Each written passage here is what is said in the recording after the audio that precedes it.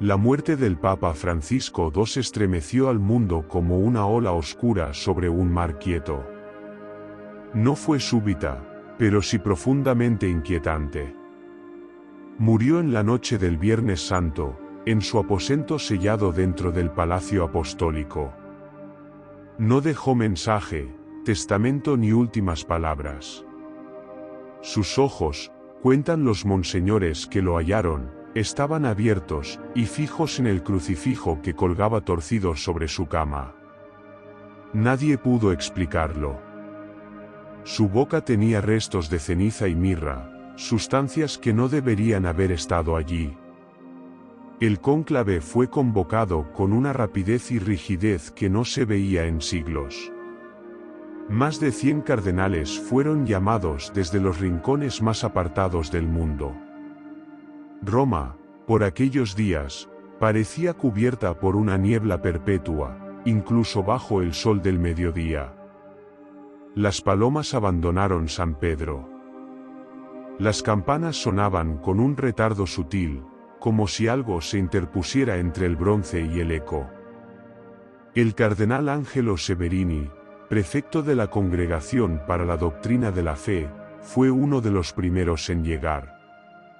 De figura alta y rostro afilado, su sotana negra parecía absorber la luz. Tenía la voz de un padre y los ojos de un inquisidor. Muchos le temían en secreto, otros lo reverenciaban como un renovador del orden. Nadie sabía realmente de dónde venía. Algunos decían que estudió en Roma, otros, que se había formado en monasterios del Cáucaso, donde los monjes dormían entre criptas. Desde el inicio, el cónclave se sintió anómalo.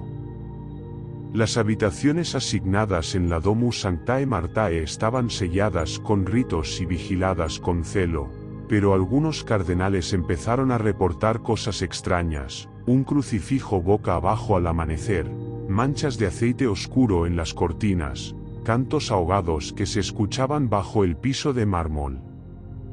La Guardia Suiza lo atribuía al estrés y al insomnio.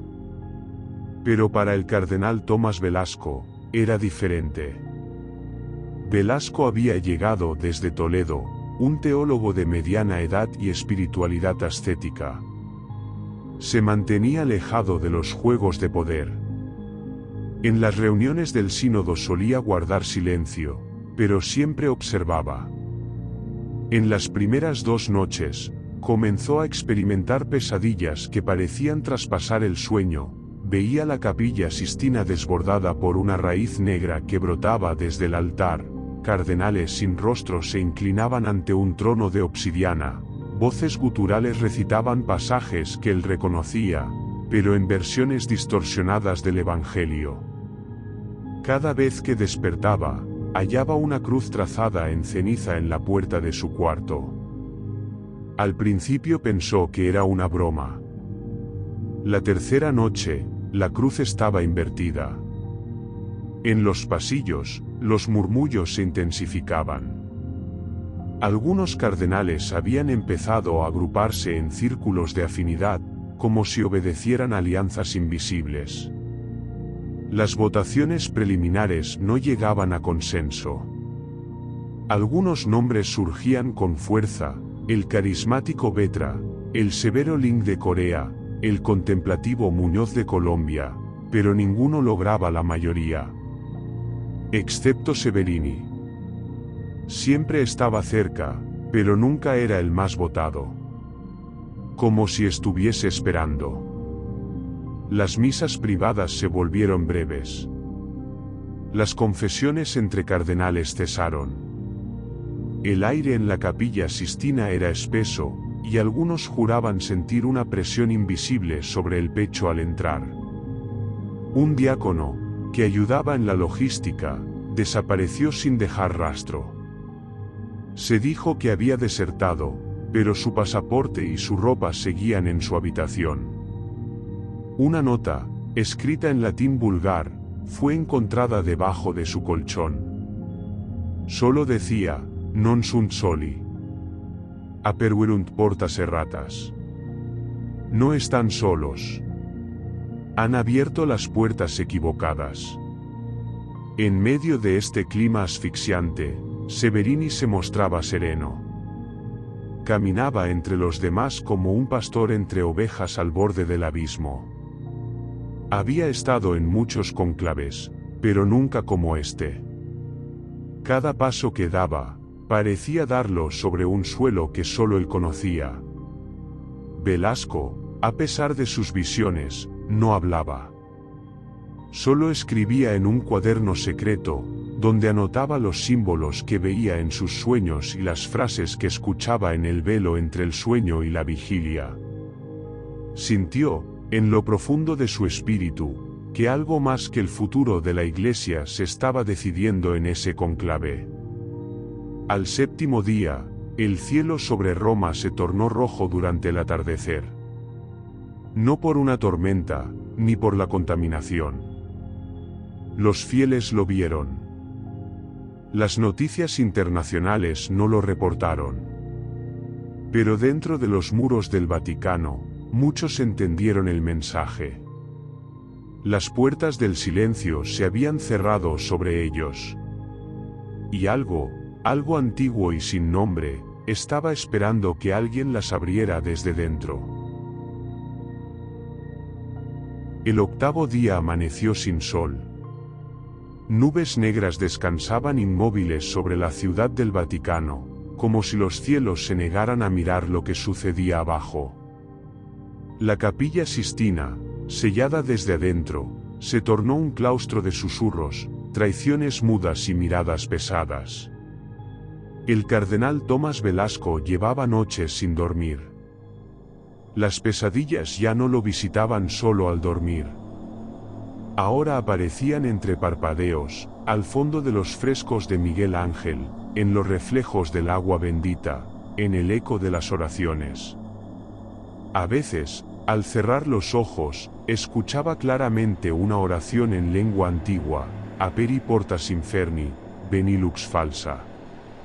Abre las puertas del infierno, ven, luz falsa. Empezó a tomar nota de símbolos que no recordaba haber visto antes en el Vaticano. Uno de ellos, un círculo rodeado de espinas y una corona invertida, apareció grabado en el borde inferior de su escritorio. Era el mismo que había visto en sus sueños, sobre la frente de un papa oscuro que bendecía a un rebaño de cadáveres. Durante las votaciones, los resultados empezaron a repetirse con inquietante exactitud. Cada papeleta era distinta, pero los números no variaban. Como si una fuerza invisible dictara los ritmos de la elección. Y en el centro de todo, Dominique Vetra, el joven cardenal con mirada de piedra, seguía acumulando simpatías. No hacía campaña, no ofrecía discursos. Solo observaba. Y cuando hablaba, sus palabras eran cálidas, reconfortantes, casi mesiánicas. Pero Velasco sentía que había algo más detrás de su calma. Algo contenido. Contenido, pero a punto de romperse. La tensión alcanzó un punto crítico la noche del noveno día, cuando un grito desgarró el silencio del edificio, un alarido de verdadero terror, no de dolor. El grito venía del ala este del segundo piso. Todos los cardenales corrieron, incluso los más ancianos. La habitación del cardenal Joseph Malraux, uno de los teólogos más eruditos y conservadores del cónclave, estaba sellada desde dentro. Tardaron 15 minutos en forzar la puerta. Lo que encontraron detuvo el tiempo. Malraux yacía en el suelo, con la boca abierta en una mueca de espanto. Sus ojos estaban completamente blancos. En el aire flotaba un olor espeso, dulzón, que pronto todos reconocieron: azufre. Una mezcla de incienso contaminado y carne rancia. Los crucifijos en su habitación habían caído del muro. Su Biblia estaba abierta en una página sin texto. El papel había sido arrancado, pero no cortado. Más bien, parecía descompuesto desde adentro. En su mano derecha, apretaba un pequeño trozo de papel manchado con su propia sangre. Solo 4 palabras escritas en latín tembloroso: ipse est ia emeic. Él ya está aquí. El portavoz del cónclave, Severini, pidió silencio y oración. Dijo que el cardenal había sucumbido al peso de la tensión espiritual, que su alma estaría en paz. Pero Velasco no lo creyó. Y tampoco algunos otros. Malraux había sido el único que, en los días anteriores, había osado mencionar que algo no estaba bien. Había pedido una reunión privada con el decano, pero nunca llegó a celebrarse. Ahora estaba muerto.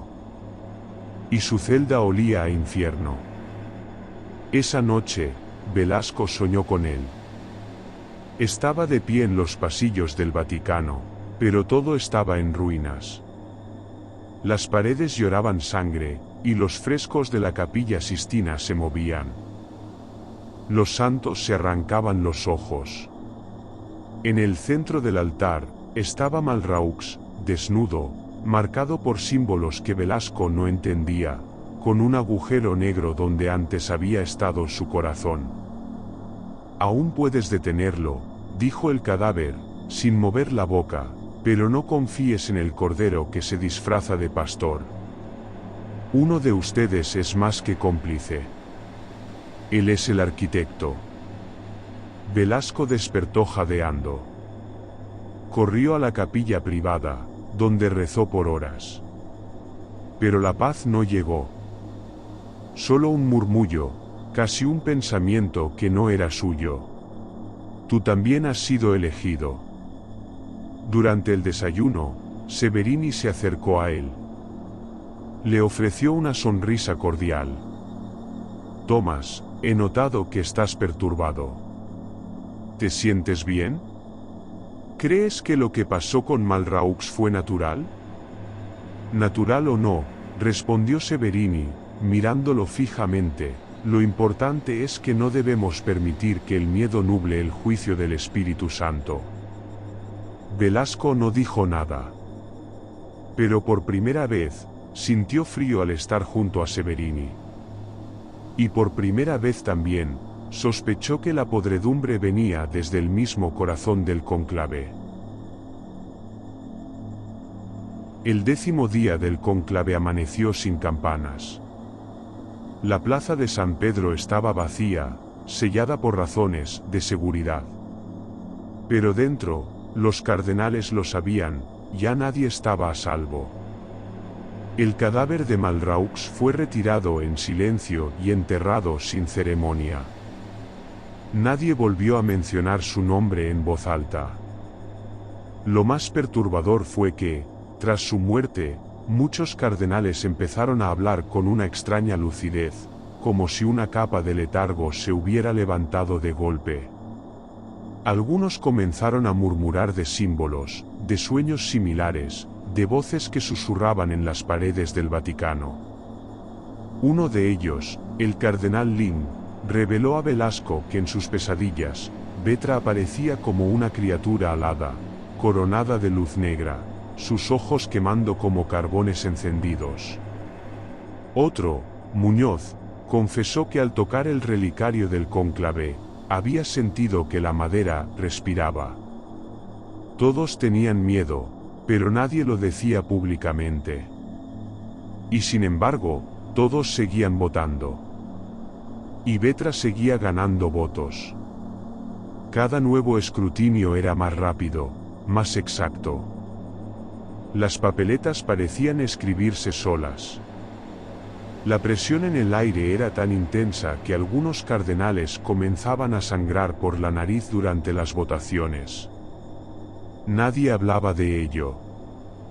El decano del cónclave colapsó y fue reemplazado sin explicación. Velasco ya no dormía.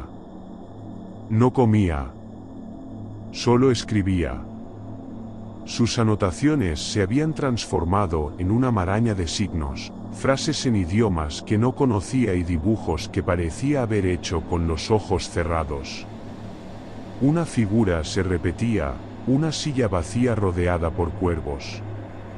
A veces, al observarla por demasiado tiempo, juraba que los cuervos se movían. Fue entonces cuando tomó una decisión: debía enfrentar a Vetra. Hablarle, mirarlo a los ojos, buscar una grieta en su fachada. Lo encontró rezando a solas en una pequeña capilla auxiliar, justo antes del último conclave. «Cardenal Vetra», dijo Velasco, sin saludar. «¿Sabe qué significa ipse esti aemei?» Vetra sonrió. No parecía sorprendido. «Claro que sí, hermano», dijo suavemente. «Él ya está aquí». Un hermoso mensaje, ¿no cree? Velasco sintió un vacío en el estómago. ¿Sabe quién lo escribió? No importa. Lo importante es que es verdad.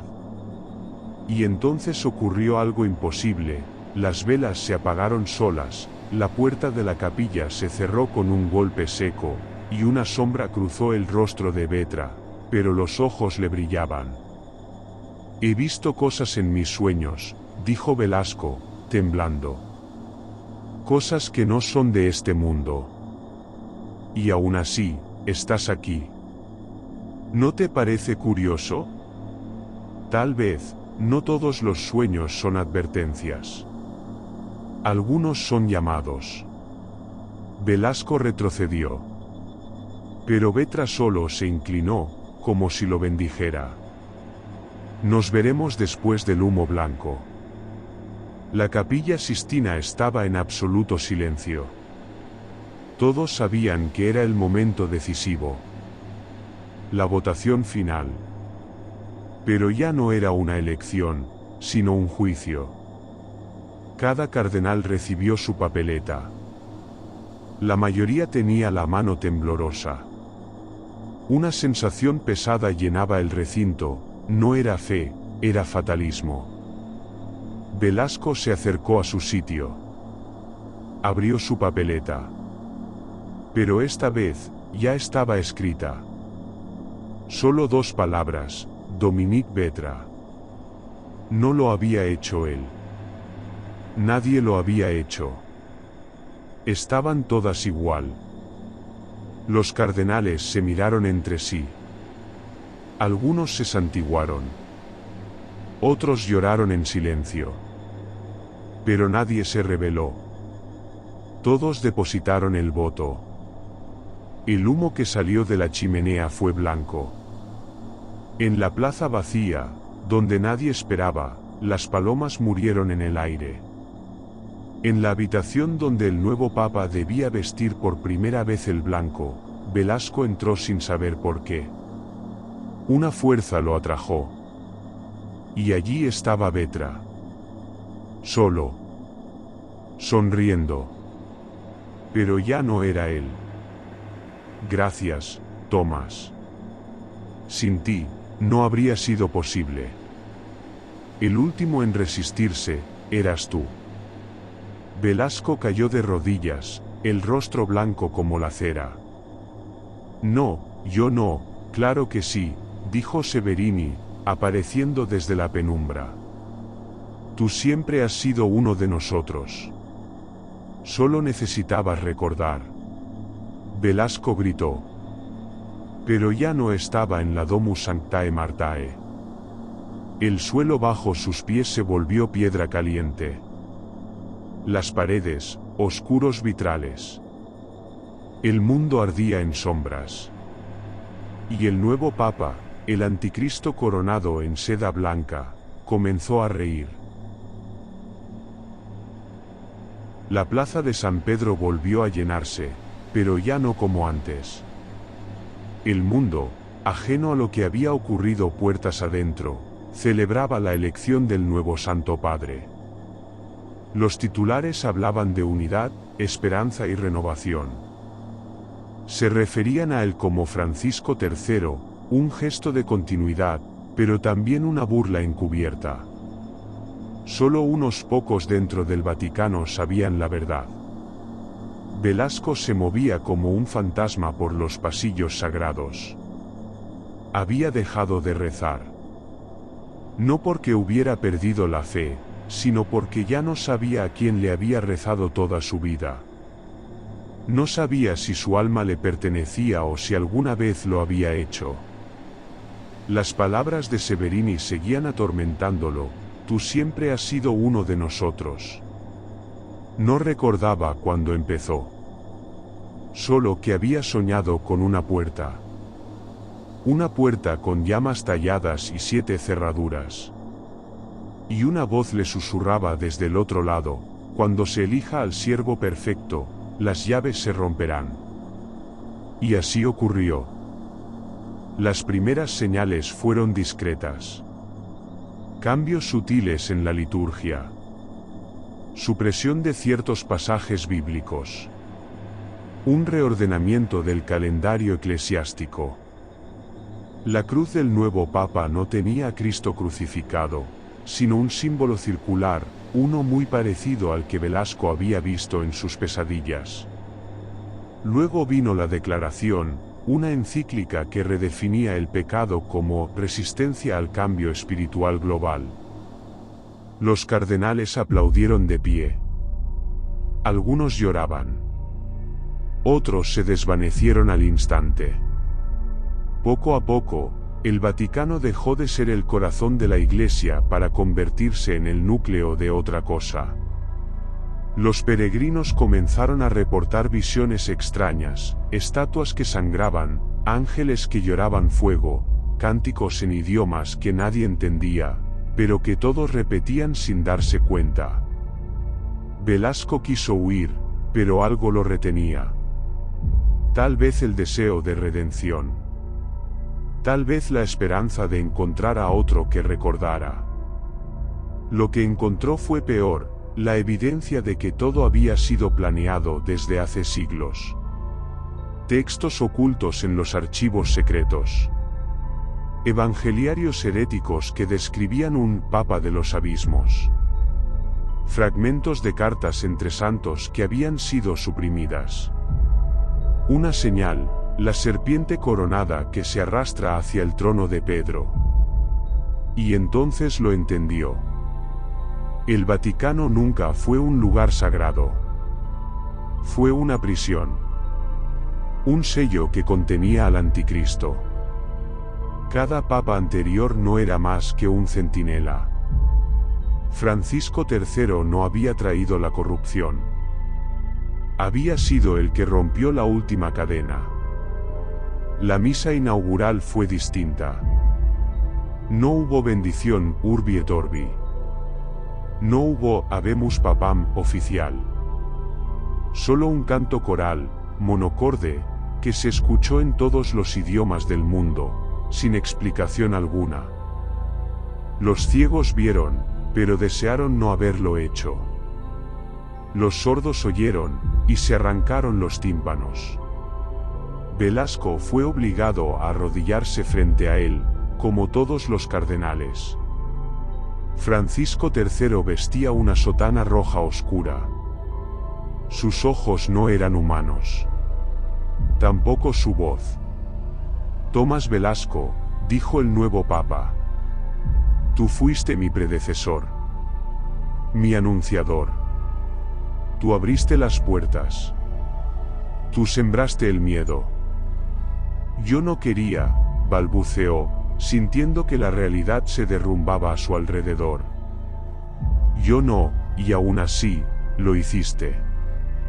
Porque tú no sirves a Dios. Tú me sirves a mí.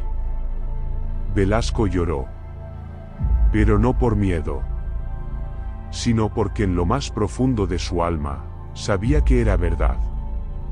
Y entonces comprendió que su fe no había sido traicionada. Había sido corregida. Desde el balcón, Francisco III levantó los brazos. Las palomas se estrellaron contra el suelo. Las campanas sonaron al revés. el cielo se partió por un segundo. Y en ese instante, el mundo entero soñó con lo mismo, un trono de serpientes, un papa sin rostro, y un coro de niños repitiendo en latín, Ecclesia Diaboli est renata. La iglesia del diablo ha renacido. Non nobis, Domine, sed nomini tuo da gloriam, no a nosotros, Señor, sino a tu nombre da gloria.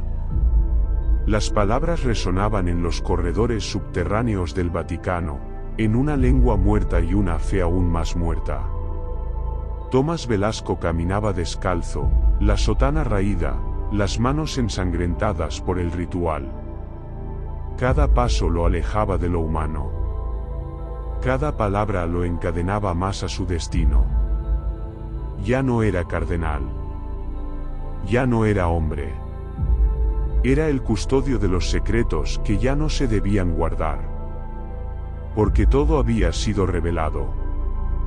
En el corazón del Vaticano, más allá de las criptas oficiales, más abajo que las tumbas de Pedro y Pablo, había un santuario que ningún mapa incluía, el Sanctum Maledictum, construido en el siglo XIII por papas alquimistas y sellado por bulas papales que ningún archivista había leído jamás. Allí estaban las 7 llaves rojas. 7 sellos de hierro oscuro, cada uno con una inscripción en un dialecto infernal. 7 reliquias forjadas con sangre de santos traidores. 7 custodios que se habían sacrificado para impedir que se usaran. Y ahora, solo quedaba uno, él.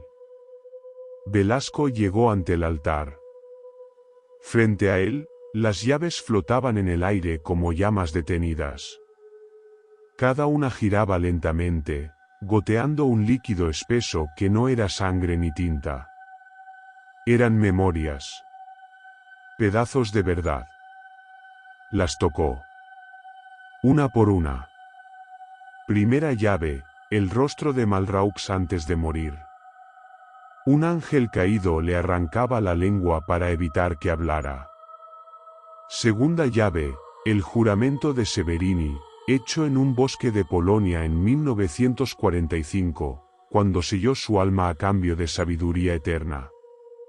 Tercera llave, una sala secreta donde los papas rezaban no a Dios, sino al Deus Inversus, el reflejo eterno. Cuarta llave, la noche en que Velasco, siendo joven, soñó con una cruz que latía como un corazón. Y la besó. Quinta llave, el bautismo de Dominique Vetra. Un ritual doble, oculto tras símbolos católicos. Agua y fuego. Gracia y condena. Sexta llave, el rostro de Cristo, pero con los ojos en blanco y la boca cerrada con hilos de oro. Silencio divino. Séptima llave, un espejo. El reflejo de Velasco. No tenía sombra. Porque su sombra estaba sentada en el trono de Pedro. Y entonces lo supo, él no era un peón. Nunca lo fue. Velasco fue el arquitecto del plan. El escriba del Apocalipsis. El heraldo disfrazado de penitente. Todo había sido ejecutado con precisión. Incluso su aparente resistencia. Incluso sus sueños. Porque los sueños no eran advertencias. Eran instrucciones. Subió las escaleras de regreso al Vaticano. El aire estaba denso como aceite hirviendo. Afuera, el mundo ardía en revueltas, pero nadie podía explicar por qué. El hambre se había duplicado. Las voces de los niños habían cambiado. Las cruces comenzaban a invertirse por sí solas. Y en el balcón de San Pedro, Francisco III hablaba sin moverse los labios. La voz salía de todas partes, del suelo, de los árboles, de las paredes. Era la lengua del principio. La que Adán olvidó. la que Eva escuchó antes de caer. Velasco se arrodilló una última vez. Ya no rezó. Solo escribió. Con su sangre. En el mármol. Una profecía que ningún ángel podría borrar: el cielo ha caído. El trono fue tomado. La séptima iglesia no es de piedra, sino de carne. Y entonces sonrieron. El Papa. Los cardenales. El mundo entero. Porque la misa terminó. Y el juicio había comenzado.